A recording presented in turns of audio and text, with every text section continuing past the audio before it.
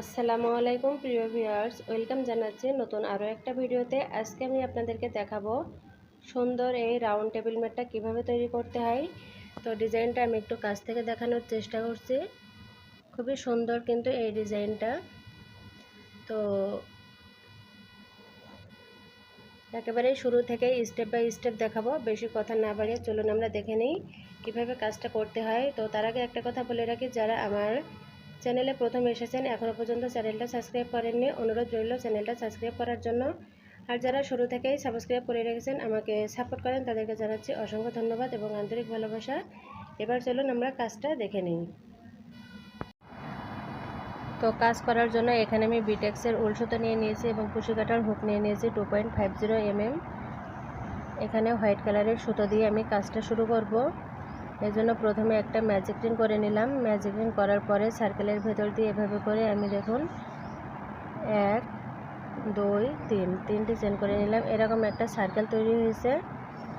এখন এই সার্কেলের ভেতরে আমি ডাবল কুশি করব। 2 3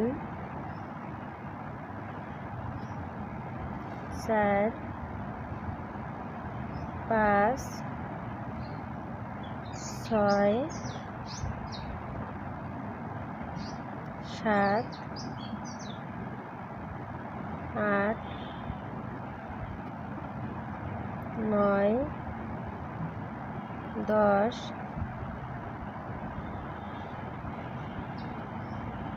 11 12। টোটাল একটা সার্কেলের ভিতরে এখানে আমি 12টা ডাবল কুশি করলাম প্রথম 3টি চেন ধরে। এখন নিচের সুতোটা ধরে টান দিলে কিন্তু সার্কেলটা ছোট হয়ে যাবে। তো প্রথম যেখানে আমি 3টি চেন করেছিলাম সেই 3 নাম্বার চেনের ভিতর দিয়ে এভাবে করে স্লিপ স্টিচ করে আমি জয়েন করে দিলাম। ব্যাস, ফার্স্ট রাউন্ডের কাজটা আমার কিন্তু কমপ্লিট হয়ে গেল। সেকেন্ড রাউন্ডের জন্য আমি 3টি চেন করলাম। 3টি চেন করার পরে সেম ঘরের ভিতরে এখানে আমি আরও একটা ডাবল কুশি করলাম। তাহলে প্রথম ঘরে 2টি ডাবল কুশি হয়ে গেল। তারপরে একটা চেন করে নিলাম। নেক্সট যে ঘরটা সেই ঘরের ভেতরে এখন 2টি ডাবল কুশি করব। 2টি ডাবল কুশি করার পরে একটা চেন নেক্সট ঘরের ভেতরে, মানে 3 নাম্বার চেনের ভেতরে আমি আবারও 2টি ডাবল কুশি করে নিলাম। একটা চেন নেক্সট ঘরের ভেতরে একটা ডাবল কুশি, 2টি ডাবল কুশি, একটা চেন নেক্সট ঘরের ভেতরে 2টি ডাবল কুশি, একটা চেন। তো এভাবে করে কিন্তু পুরো কাজটা করে নিতে হবে। অবশ্যই একটা একটা করে চেন দিতে হবে, এর জন্য কিন্তু মাঝে একটা ঘর গ্যাপ তৈরি হবে এবং সুন্দর একটা শেপ আসবে। আর আপনাদের বোঝার সুবিধার্থে এখানে আমি পুরো কাজটাই করে দেখালাম। ফার্স্ট রাউন্ডে আমি ম্যাজিক রিং করলাম, সেকেন্ড রাউন্ডে আমি 12টা ডাবল কুশি করলাম। 3টি চেন ধরে কিন্তু কাউন্ট করতে হবে। তারপরের রাউন্ডে আমি প্রত্যেকটি ঘরের ভেতর দিয়ে 2টি করে ডাবল কুশি করে নিলাম। দেখুন এরকম হয়েছে শেডটা। আর এখানে 2টি ঘর বাকি আছে, 2টি ঘরে আমি 4টি ডাবল কুশি করব। আর 12টা ডাবল কুশির উপরে 24টা ডাবল কুশি হবে, 2টি করে কাউন্ট করলে 12 দুগুণে 24।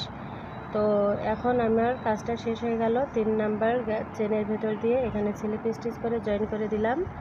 এখানে 2 নাম্বার সার্কেলটা আমার কিন্তু হয়ে গেল। 3 নাম্বার রাউন্ডটা করার জন্য প্রথমে 3টি চেন করে নিতে হবে। 3টি চেন করার পরে পরের যে ঘরটা আছে এই ঘরের ভেতরে আমি একটা ডাবল কুশি করব। প্রথমে 3টি চেন ধরে তো একটা ডাবল কুশি কাউন্ট করলাম।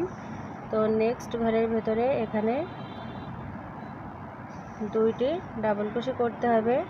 তো এখানে আমি 2টি ডাবল কুশি করে নিলাম। এখন একটা চেন। এখন এই দেখুন একটা চেনের ভেতরে যে 2টি ঘর তৈরি হয়েছে তার ফার্স্ট ঘরের ভেতরে একটা ডাবল কুশি করতে হবে এবং সেকেন্ড ডাবল কুশির ঘরে 2টি ডাবল কুশি করতে হবে। তো এখানেও আমি কাজটা করে নিলাম। এখন একটা চেন, একটা ডাবল কুশি, 2টি ডাবল কুশি, একটা ডাবল কুশি, 2টি ডাবল কুশি, এভাবে করে এই রাউন্ডটার কাজটা কমপ্লিট করতে হবে। আশা করি প্যাটার্নটা বুঝতে পেরেছেন। তার জন্য দেখুন পরের ঘরে কাজ করার জন্য আমি প্রথমে একটা ডাবল কুশি করে নিয়ে সেকেন্ড যে ডাবল কুশিটা আছে সেটার উপরে আমি 2টি ডাবল কুশি করব। এর ফলে কিন্তু সুন্দর একটা ঘর তৈরি হচ্ছে, ঠিক দেখতে এরকম হবে। তো একই প্যাটার্ন অনুসরণ করে এখানে আমি এই রাউন্ডটা কমপ্লিট করে নেব।